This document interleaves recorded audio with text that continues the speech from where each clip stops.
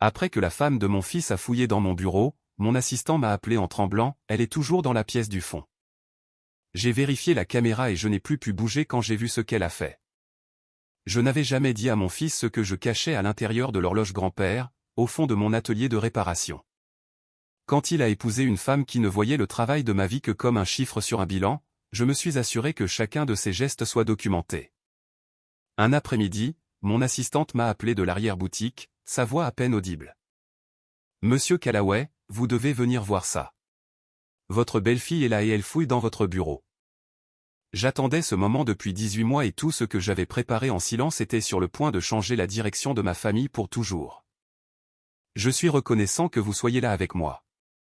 Avant de vous raconter ce qui s'est passé cet après-midi-là, laissez un commentaire avec le mot « protéger » si vous croyez que le véritable amour signifie parfois protéger les personnes qui vous sont chères de la pire version d'elles-mêmes.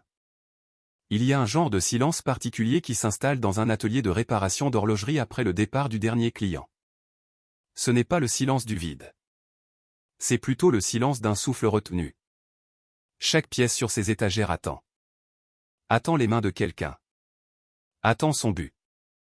J'ai passé 38 ans à apprendre à faire la différence entre une horloge qui s'est simplement arrêtée et une qui est en train de mourir. Les sons ne sont pas les mêmes.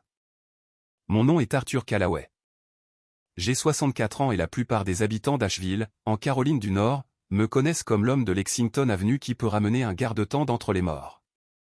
Callaway Clock & Watch Repair est installé dans cette même vitrine depuis 1989. Le bâtiment lui-même est étroit, en briques, avec une enseigne de fenêtre écrite à la main, que ma femme a peinte elle-même l'année de notre ouverture. Myriam avait utilisé de la feuille d'or et un pinceau fin, qu'elle avait commandé dans un catalogue de fournitures artistiques. Elle a passé 3 jours sur ces lettres.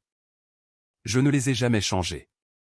À l'intérieur, les murs contiennent plus que des inventaires. Ils contiennent des souvenirs. Des montres de poche avec des verres fissurés. Des pendules de cheminée avec des carillons tordus. Des montres-bracelets apportés par des petits-enfants, dont les grands-parents sont partis, mais qui veulent que ces objets continuent à fonctionner. Chaque pièce me dit quelque chose. Chaque engrenage usé. Chaque couronne striée. Chaque ressort trop fatigué pour maintenir la tension. Les gens pensent que je répare des horloges. Ce que je fais réellement, c'est refuser de laisser le temps s'arrêter pour les choses qui comptent. Mon atelier se trouve à l'arrière du magasin, séparé de l'avant par un comptoir en bois bas et une porte ornée d'un rideau de perles, que Myriam avait acheté à une foire artisanale en 1994. Elle disait que ça donnait du caractère à l'endroit. Je disais que j'avais l'impression d'entrer dans la tente d'une diseuse de bonne aventure chaque fois que j'allais travailler. Elle en a ri pendant environ une semaine. Myriam est décédée il y a 8 ans. Cancer des ovaires, stade 4. Découvert en octobre et parti en février. Les 5 mois les plus rapides et les plus dévastateurs de ma vie. Elle avait 57 ans. Elle avait des projets pour ses 60 ans. Elle m'a laissé beaucoup de choses en partant. Elle m'a laissé le magasin, le bail, le grand livre des clients remontant à 2 décennies. Elle m'a laissé son pinceau à feuilles d'or, toujours enveloppé dans un tissu dans le tiroir supérieur de son bureau. Elle m'a laissé notre fils, Daniel, qui avait 26 ans à l'époque et commençait déjà à devenir l'homme dont elle serait fière. Et elle m'a laissé une horloge. Pas n'importe quelle horloge. Une pendule de cheminée, anglaise, vers 1880, avec un boîtier en bois fruitier et un cadran en laiton, qui affiche toujours chaque heure en chiffres romains, comme son fabricant l'avait voulu. Elle l'avait acheté lors d'une vente aux enchères l'année précédant sa maladie. Elle a passé 3 week-ends à la restaurer elle-même, ce qui était inhabituel pour elle. Elle était comptable de métier, pas horloger. Mais elle voulait apprendre, disait-elle. Elle voulait comprendre ce que j'aimais dans ce travail. 2 jours avant qu'elle n'aille à l'hôpital pour la dernière fois, elle a apporté l'horloge de la maison au magasin et l'a posée sur l'étagère au-dessus de mon établi. Elle n'a pas expliqué pourquoi. Elle m'a juste regardé avec ses yeux gris stables qu'elle avait et a dit, « Arthur, celle-ci reste ici. Et quand le moment sera venu, tu sauras quoi en faire. » Je pensais qu'elle était confuse. La morphine avait augmenté. J'ai souri et lui ai dit que je la garderais en sécurité. Je n'ai pas compris ce qu'elle voulait dire pendant très longtemps. Daniel était un bon garçon. Je veux le dire clairement, sans qualification, car tout ce qui suit devient compliqué et je ne veux pas que vous perdiez cette vérité au milieu de la complication. C'était un bon garçon qui est devenu un homme bon, honnête, travailleur, le genre de personne qui tient les portes, se souvient des noms et se montre quand on a besoin de lui. Il travaille comme ingénieur structurel pour un cabinet à Asheville. Il est prudent avec les chiffres et prudent avec les gens, ce sont deux compétences différentes, et il a été béni avec les deux. Après la mort de Myriam, il passait tous les dimanches. Nous prenions le petit déjeuner ensemble. Il m'aidait avec les livraisons quand j'avais mal au dos. Il n'a jamais posé de questions sur le testament. Jamais mentionné l'argent. Il se contentait de se montrer. Je pensais avoir fait quelque chose de bien. Au printemps, il y a 3 ans, Daniel a rencontré une femme nommée Courtney Bain lors d'une collecte de fonds pour le travail. Elle avait 31 ans, une allure soignée, elle travaillait dans le développement immobilier. Daniel l'a amenée à l'atelier un samedi d'avril, fier de la façon dont le nouvel amour rend les jeunes hommes fiers, comme s'ils avaient découvert quelque chose que le reste du monde avait manqué. Elle était attirante d'une manière délibérée, le genre de personne soignée qui demande un réel effort pour paraître sans effort. Elle m'a serré la main avec les 2 siennes et m'a dit que l'atelier était absolument charmant. Je l'ai remerciée. J'ai regardé ses yeux parcourir la pièce. Elle ne voyait pas le charme. Elle faisait des calculs. J'ai reconnu ce regard parce que je l'avais déjà vu. Les évaluateurs de vente aux enchères longs. Les avocats qui traitent les successions longs. C'est le regard de quelqu'un qui a déjà divisé une pièce en colonnes avant de savoir ce qu'elle contient. Je l'ai remarqué et je l'ai mis de côté parce que je voulais me tromper. Je voulais être le vieil homme méfiant qui avait juste besoin de donner une chance aux gens. Ils se sont fiancés en décembre. Mariés le septembre suivant. C'était un beau mariage dans un vignoble en dehors de la ville. Daniel a pleuré en la voyant descendre l'allée. J'ai pleuré aussi, parce que Myriam aurait dû être là pour le voir. Pendant les premiers mois, je me suis dit que je m'étais trompé. Courtney semblait rendre Daniel heureux. Elle était organisée, motivée et sociable, de la manière dont les personnes naturellement timides, comme mon fils, ont besoin de quelqu'un. Elle le poussait comme une partenaire devrait le faire. Puis en février, environ 5 mois après le mariage, les choses ont changé. Cela a commencé par des questions informelles au début. Depuis combien de temps j'étais propriétaire de l'immeuble? Comment évoluaient les valeurs immobilières sur Lexington?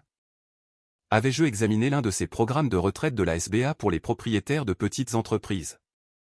Elle posait des questions de la manière dont les gens posent quand ils connaissent déjà les réponses et qu'ils testent ce que vous allez leur dire.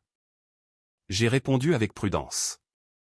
J'ai dit que l'immeuble nous avait été utile. J'ai dit que je n'avais pas beaucoup pensé à vendre.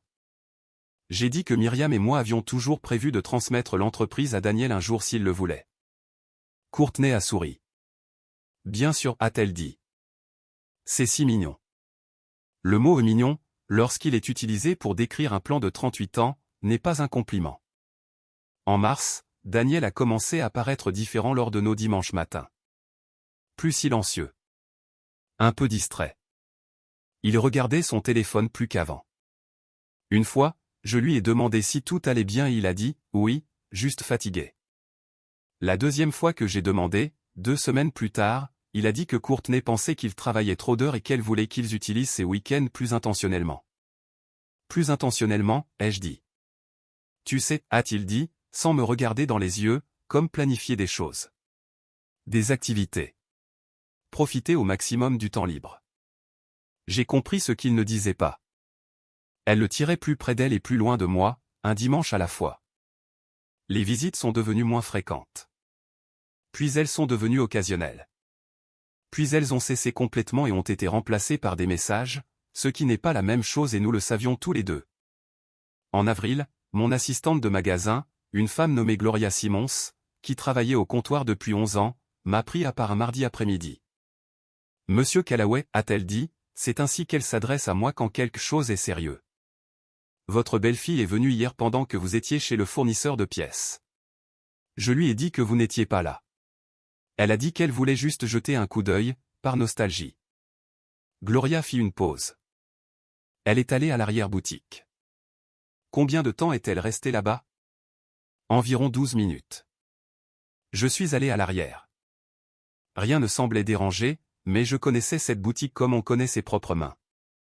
La boîte de facture était légèrement décentrée. Le tiroir de classement était un demi-pouce plus ouvert que je ne le laissais. Quelqu'un avait fouillé dans les papiers. Je n'ai rien dit à Daniel. Pas encore. Je n'avais pas assez d'éléments. Ce que j'ai fait la semaine suivante, c'est appeler un détective privé.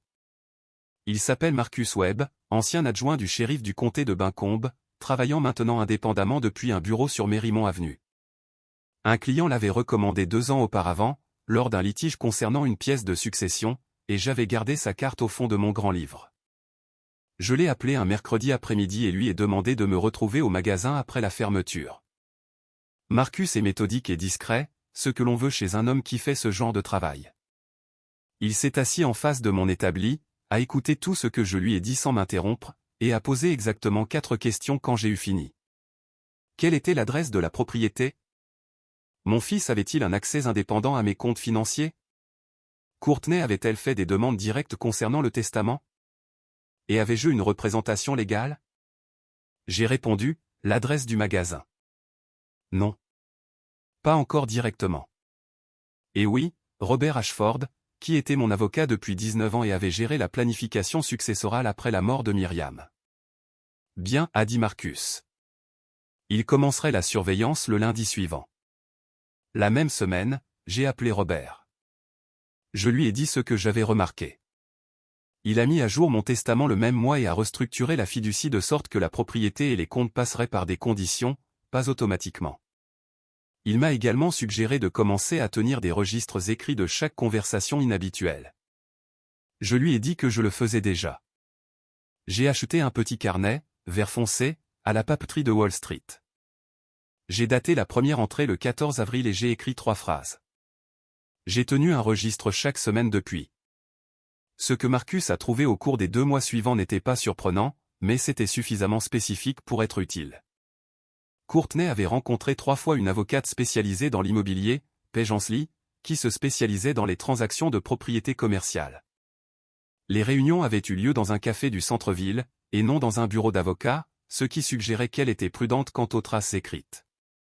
Marcus a également documenté 2 appels téléphoniques, capturés par des moyens légaux de l'extérieur, dans lesquels on entendait Courtney discuter de la propriété de Lexington et du calendrier de la succession avec une personne dont il n'avait pas encore identifié la voix.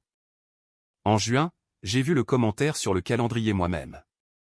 J'avais conduit jusqu'à la maison de Daniel et Courtney, sans prévenir, quelque chose que je n'avais jamais fait auparavant, mais j'avais été invité à un barbecue et j'étais arrivé 40 minutes en avance. Daniel était dans le jardin. Je suis passé par la porte latérale et j'ai entendu Courtney à l'intérieur au téléphone. La fenêtre de la cuisine était ouverte parce qu'il faisait chaud. Je n'essayais pas d'écouter, mais j'ai clairement entendu. Je ne sais pas combien de temps nous allons encore parler, Paige. Il a 64 ans, il prend des médicaments pour la tension artérielle et il travaille seul dans un sous-sol tous les jours. Je ne suis pas morbide. Je suis réaliste. À un moment donné, cette propriété deviendra une décision. Une pause. Oui. Daniel est conscient que nous devons penser à l'avenir. Il a juste besoin de plus de temps pour se faire à l'idée. Je suis resté de l'autre côté de ce portail pendant environ 30 secondes. Puis je suis retourné à ma voiture, je me suis assis sur le siège du conducteur et j'ai appelé Marcus. Je lui ai donné le nom de Paige Ansley. Je lui ai dit ce que j'avais entendu. Je lui ai dit que j'avais besoin de documentation. Il l'a trouvé en moins de 2 semaines. Paige Ansley avait déjà rédigé une proposition préliminaire pour la vente du bâtiment de Lexington Avenue, conditionnée à un changement de propriétaire. La proposition nommait Courtney Callaway comme contact transitoire. Le nom de mon fils n'y figurait pas. Je veux faire une pause ici et vous dire quelque chose que je n'ai dit à personne, sauf à Marcus, Robert et Gloria.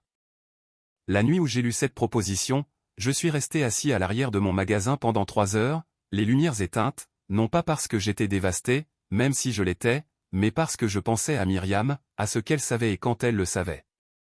À cette pendule qu'elle avait apportée de la maison et posée au-dessus de mon établi sans explication. Je me suis levé et j'ai regardé, elle était dans l'obscurité. Boîtier en bois de fruits, cadran en laiton, la restauration minutieuse du mouvement par Myriam, que j'avais examiné une fois il y a des années par curiosité et que j'avais refermé. Je n'avais pas ouvert le boîtier depuis sa mort. Cette nuit-là, je l'ai ouvert. Le mouvement était propre, comme je m'y attendais, mais le boîtier lui-même, le fond du boîtier sous la platine du mouvement, avait un faux fond. Myriam l'avait créé elle-même avec une pièce de plaquage de noyer ajustée et deux petits clips en laiton qui se libéraient lorsqu'on les pressait ensemble.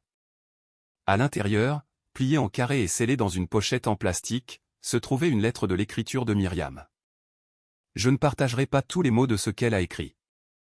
Une partie est entre elle et moi et personne d'autre. Mais la partie qui compte, celle qui a tout changé par la suite, disait ceci. Elle avait vu les premiers signes de l'ambition de Courtney au dîner de fiançailles, avant le mariage. Elle avait fait ses propres recherches discrètes, parlé à quelques personnes, posé quelques questions délicates, prêté attention. Elle ne pouvait pas être certaine, écrivait-elle, mais elle était inquiète et voulait que je sois préparé. Elle avait laissé une documentation de ses propres découvertes au fond du dossier. Des numéros de compte, un nom, une transaction immobilière datant de 4 ans plus tôt, dans laquelle Courtney avait été impliquée et qui s'était soldée par un litige juridique concernant l'accès à la succession. Et puis elle a écrit, « Arthur, tu répares les choses cassées. C'est le don que Dieu t'a fait. Mais certaines choses ne sont pas encore cassées. Elles ne font que mal tourner. Surveille les signes. Protège ce que nous avons construit. Et quand le moment sera venu, tu sauras quoi faire. » Je suis resté longtemps avec cette lettre. Myriam avait veillé. Elle s'était préparée. Elle m'avait laissé un outil à l'intérieur d'une horloge qu'elle avait restaurée de ses propres mains et posée au-dessus de mon établi 8 ans avant que j'en aie besoin. Elle avait eu confiance que je le trouverais quand je serais prêt. J'ai sorti tout ce qui se trouvait dans ce faux fond et l'ai ajouté aux preuves que je construisais. Puis j'ai plié la lettre soigneusement, je l'ai remise à l'intérieur et j'ai refermé l'horloge. Si vous suivez toujours, laissez un commentaire avec le numéro 1. Cela me fait savoir que vous êtes toujours là. Les mois qui ont suivi ont été une étude de patience que je ne savais pas posséder. Marcus a continué son travail.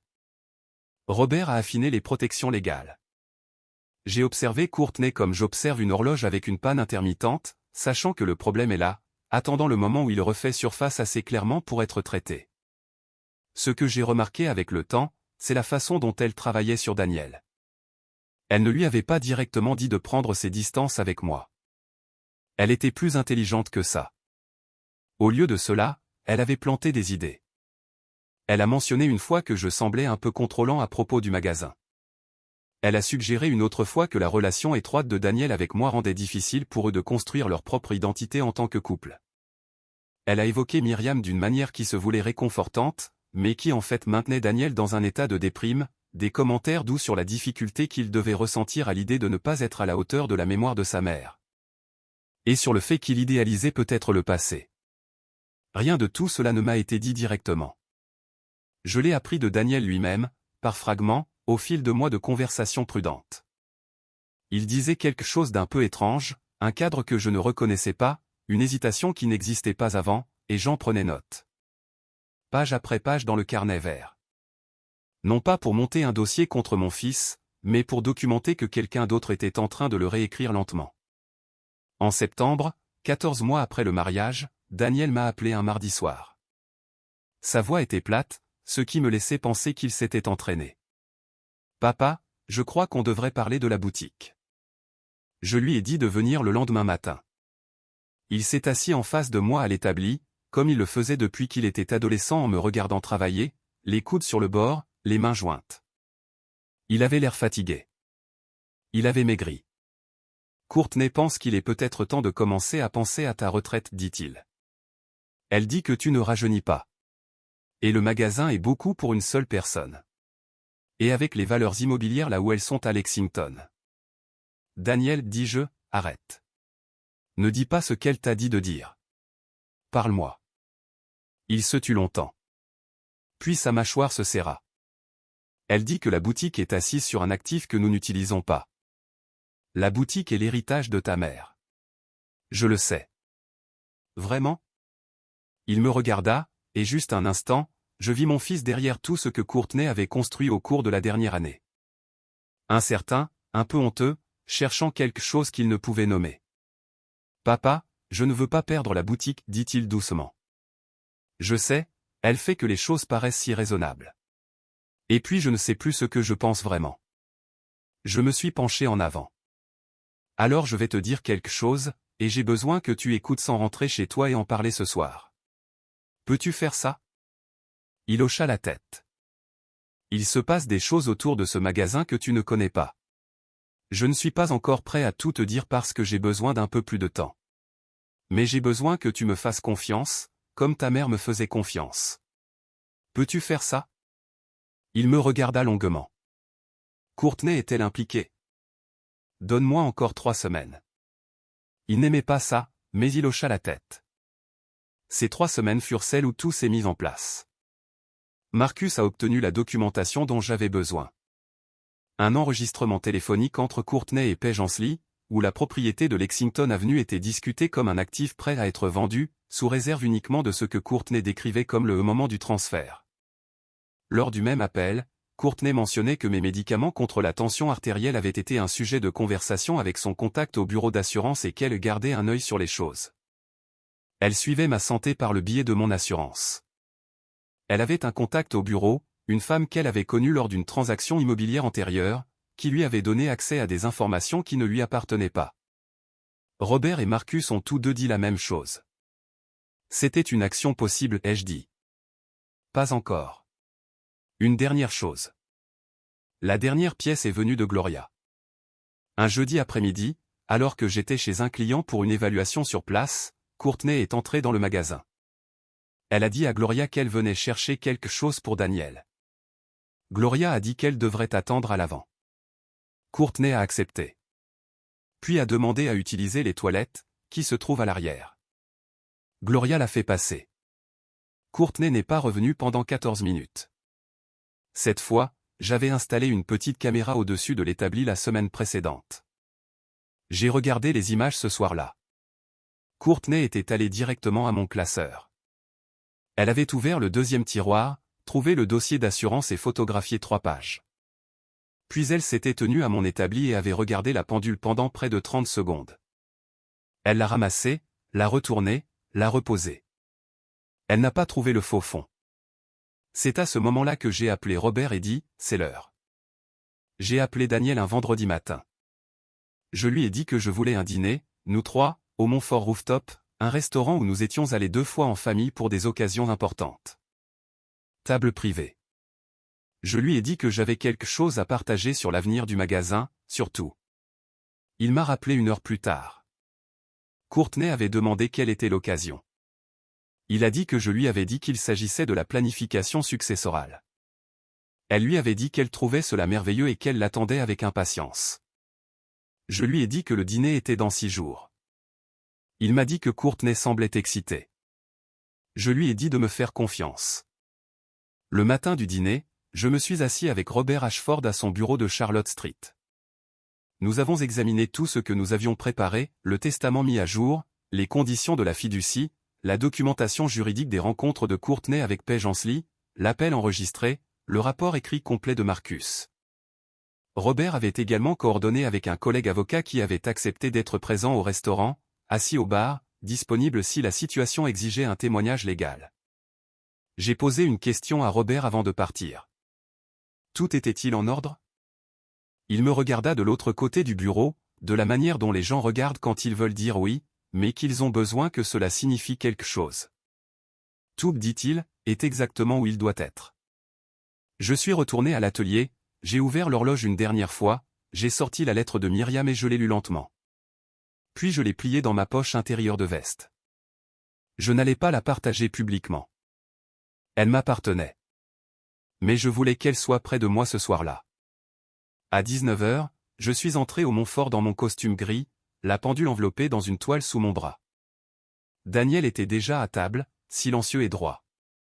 Courtney était en face de lui, magnifiquement habillée, l'image d'une femme venue entendre de bonnes nouvelles. Elle a souri quand je me suis assis, chaleureuse, habituée. Arthur, dit-elle, c'est une merveilleuse idée. C'est si important d'organiser les choses. C'est vrai, ai-je dit, c'est exactement pourquoi nous sommes ici. Nous avons commandé, bavardé. Daniel m'observait comme les gens observent un médecin qui leur a dit d'attendre les résultats. Courtney commanda un verre de champagne. Quand le plat principal fut desservi, je posai l'horloge sur la table entre nous. Courtney la regarda. « C'est l'horloge de Myriam ?» « Oui, dis-je. Elle l'a restaurée elle-même l'année avant de mourir. Elle m'a demandé de la garder au magasin. Elle m'a dit que je saurais quand le moment serait venu de l'utiliser. » Courtney rit doucement. « C'est charmant. Si sentimental. Il y a quelque chose à l'intérieur, dis-je. Ma femme était une femme prudente. Elle voyait des choses que d'autres manquaient, et elle s'y préparait. Elle m'a laissé une lettre dans un compartiment secret qu'elle a construit elle-même. » Le sourire sur le visage de Courtney changea légèrement. « Pas beaucoup, juste assez. » J'ouvris l'écrin, libérai le faux fond et posai la lettre de Myriam sur la table. Je ne la lus pas à haute voix. Ce n'était pas pour la table. Au lieu de cela, je posai à côté une copie imprimée du rapport de Marcus, les réunions avec Paige Ansley, les dossiers d'assurance, l'appel enregistré. « Courtney, dis-je, c'est un document que vous devriez lire attentivement. Mon avocat en a une copie complète. La commission des assurances aussi. » Daniel regarda les papiers. Son visage devint immobile. Je gardai ma voix neutre. « Vous avez rencontré un avocat immobilier pour organiser la vente de ma propriété. Vous avez accédé à mes dossiers d'assurance maladie sans mon consentement. Vous avez dit à votre avocate que vous surveilliez un transfert de propriété, et il y a 2 semaines, vous êtes venu dans mon magasin pendant mon absence et vous avez photographié des documents de mes dossiers privés. » Courtney posa son verre. « Arthur, je pense que vous avez mal compris. » »« Je n'ai rien mal compris. Ces éléments sont hors contexte. J'étais seulement. » Courtney. La voix de Daniel était calme, définitive. Elle se tourna vers lui. « Non, dit-il. » Le silence à cette table fut la chose la plus assourdissante que j'ai entendue en 64 ans. Le collègue de Robert au bar capta mon regard brièvement. Je lui fis un petit signe de tête. Il retourna à son verre.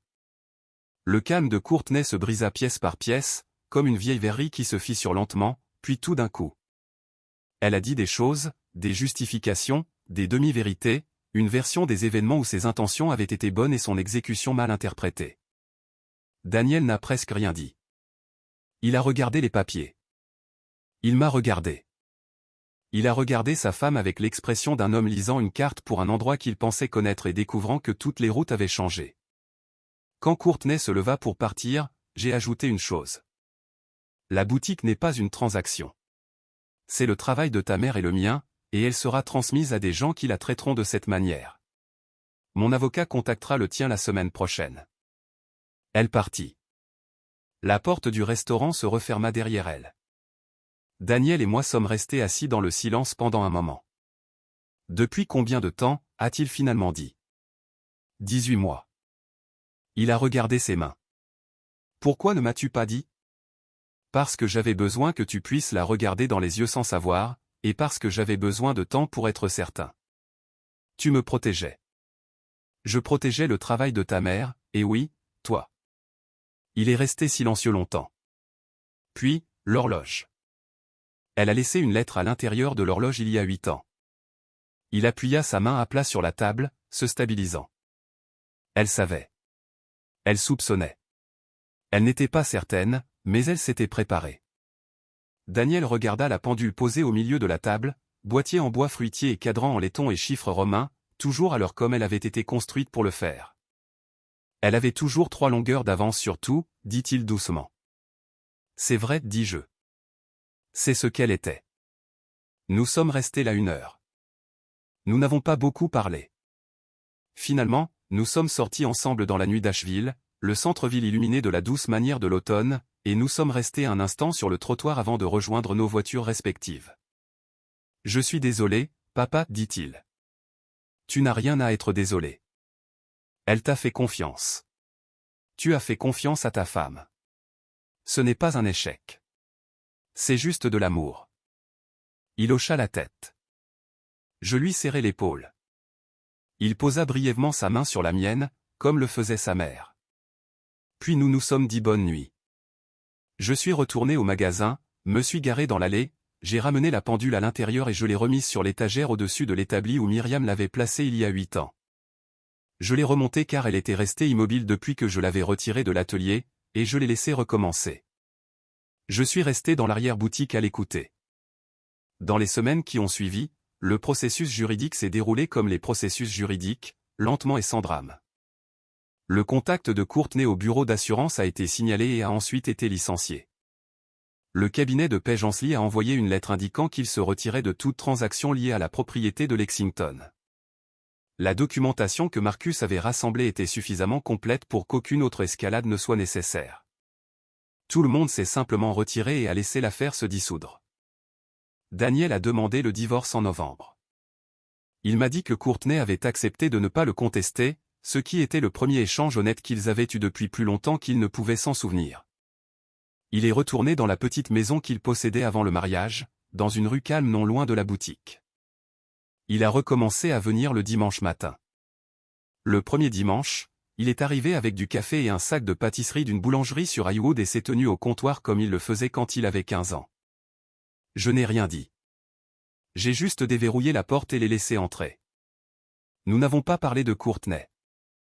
Nous avons parlé d'un coucou que quelqu'un avait apporté d'une succession familiale, et qui allait me prendre le plus clair d'un mois à démonter. Nous avons parlé du temps et d'un film qu'il avait vu. Nous avons parlé comme les pères et les fils parlent quand ils réapprennent le rythme l'un de l'autre après une période d'éloignement. 2 semaines plus tard, je lui ai appris à nettoyer un mouvement pour la première fois. Il n'était pas naturellement doué pour cela. Il était trop rapide, comme les ingénieurs qui essaient toujours de résoudre quand le travail est de comprendre d'abord. Mais il est resté assis à l'établi à côté de moi pendant 2 heures, sans son téléphone, apprenant à être patient avec quelque chose de petit et de précis, et je l'ai vu redevenir un peu plus lui-même à chaque tour de tournevis. À la fin de l'après-midi, il regarda le mouvement fini, propre et prêt, et dit « Maman a fait ça. » Oui, elle l'a fait. Elle était douée pour ça. Elle était meilleure que moi. Ne le dis à personne. Il sourit pour la première fois depuis ce qui semblait une très longue période. Je veux te dire ce que toute cette expérience m'a appris, parce que je n'ai pas passé 18 mois de documentation et de préparation juste pour avoir une histoire. Je l'ai fait parce que les choses que Myriam et moi avons construites ensemble valaient la peine d'être protégées, non pas pour leur valeur monétaire, mais pour ce qu'elles signifient, pour ce qu'elles représentent. Pour le fait qu'il y a quelque part dans ce bâtiment 38 ans de 2 personnes qui se sont présentées et qui se sont souciées du travail. La cupidité ne s'annonce pas. Elle arrive poliment, pose des questions raisonnables et vous fait vous sentir ridicule de la remarquer. Les personnes qui vous aiment pour ce que vous avez plutôt que pour qui vous êtes trouveront toujours un moyen de faire passer leur intérêt pour de l'inquiétude. Elles poseront des questions sur votre santé. Elles parleront de l'avenir. Elles appelleront le travail de votre vie un chiffre et attendront que vous les croyiez.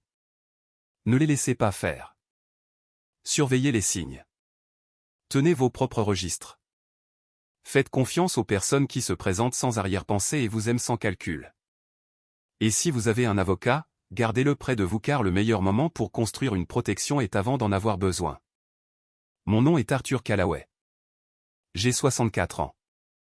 Je répare les horloges et les montres cassées et parfois, quand j'ai beaucoup de chance, j'aide à maintenir une famille unie. Myriam m'a laissé une horloge avec un secret à l'intérieur et m'a dit que je saurais quand le moment viendrait. Elle avait raison. Elle avait toujours raison. La pendule est toujours au-dessus de mon établi.